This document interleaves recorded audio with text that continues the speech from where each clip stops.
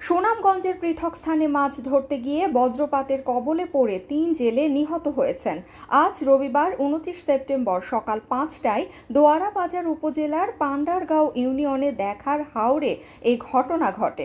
নিহত জেলেরা হলেন পান্ডারগাঁও ইউনিয়নের পলিচর গ্রামের চান মিয়ার পুত্র জালাল উদ্দিন ও একই গ্রামের নুরুল হক মিয়ার পুত্র জসিম উদ্দিন। এদিকে জামালগঞ্জ উপজেলার পাকনার হাওরে মাছ ধরতে গিয়ে বজ্রপাতে নিহত হয়েছেন কালাগুজা গ্রামের আব্দুল লতিফের পুত্র শরীফ মিয়া। স্থানীয়রা জানান, সকাল থেকে আবহাওয়া খারাপ থাকার পর 4:30টার দিকে বজ্রসহ বৃষ্টি শুরু হয়। বজ্রপাতের মধ্যেই হাওরে মাছ ধরার ছাই তুলতে যায় তারা।